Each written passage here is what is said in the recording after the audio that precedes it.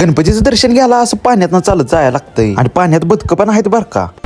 तर काय विषय भावानो, तर आज मी निघालो तो बोरगावला, कारण मला अथर्व भाऊनी त्यांच्या मंडळाचं डेकोरेशन बघायला बोलवलं। तुम्हाला काहीतरी युनिक गोष्ट दाखवायचं माझं काम आहे, त्यामुळे व्हिडिओ शेवटपर्यंत बघायचा। तर भावानो मी फायनली पोहोचलोय बोरगाव मध्ये, म्हणजेच बोरगावचा महाराजा स्वागत ग्रुप बोरगाव। तर हिने युनिक असं डेकोरेशन केलंय, तर चला बघूया कसं डेकोरेशन आहे। तर भावानो मंडळाच्या एंट्रीला जाय का नाही एक नंदी आहे, नंदीला जेव्हा आपण हात लावतो तेव्हा गणपती का नाही शिवलिंगाला पाणी घालतो। तर भावानो इथली डेकोरेशनची कन्सेप्ट आहे का नाही केदारेश्वर गुफा मंदिर। तर भावानो आपल्यासोबत आहे डेकोरेशनचे प्रमुख ज्यांनी एवढं क्लास डेकोरेशन केलंय। तर दादा या डेकोरेशनचं मागचं काय कारण आहे, म्हणजे तुम्ही एवढं असं मस्त डेकोरेशन केलं? ही जी गुहा आहे हरिश्चंद्रगडावरती गुहा आहे, त्यामध्ये केदारेश्वराचं मंदिर आहे, ती बऱ्याच लोकांनी बघितलेली नाही। जी गुहा आहे ना त्यामध्ये 4 डांब आहेत, कलियुग, सतयुग, द्वापारयुग, त्रेतायुग। त्यामध्ये हे जे मंदिर आहे ते एका डांबावरतीच उभं आहे। त्यामध्ये असं लोक म्हणतात की हे कलियुग डांब पडला की सगळं जगाचा अंत होईल असं ते लोक म्हणत आहेत। त्याचा आम्ही छोटा साकारण्याचा प्रयत्न केलेला आहे। त्यामध्ये आनंदी, पिंड, गणपती हे सर्व आम्ही सर्वांनी मिळून केलेलं आहे, यामध्ये विकत काही सुद्धा आणलेलं नाही। तर दादा हे डेकोरेशन कधीपासून करताय? 1984 साली मंडळाची स्थापना झाली, तेव्हापासून आमच्या मंडळाचे डेकोरेशन हलते डेकोरेशन पहिल्यापासून असायचे। त्यामध्ये काही कारणाचं 1996 पर्यंत डेकोरेशन चालायचे, त्यानंतर डेकोरेशन विभाग म्हणजे डेकोरेशनच व्हायची बंद झाली, त्यामुळे काळानुसार बदल होत गेला। आणखी आता या वर्षी आम्ही तेच नव्या रूपामध्ये डेकोरेशन साकारण्याचा प्रयत्न केलेला आहे। तर भावानं तुम्हाला पण असं युनिक डेकोरेशन बघायचं असलं तर डायरेक्ट याचं बोरगाव मध्ये, म्हणजे बोरगावचा महाराजा स्वागत ग्रुप बोरगाव सप्लाय।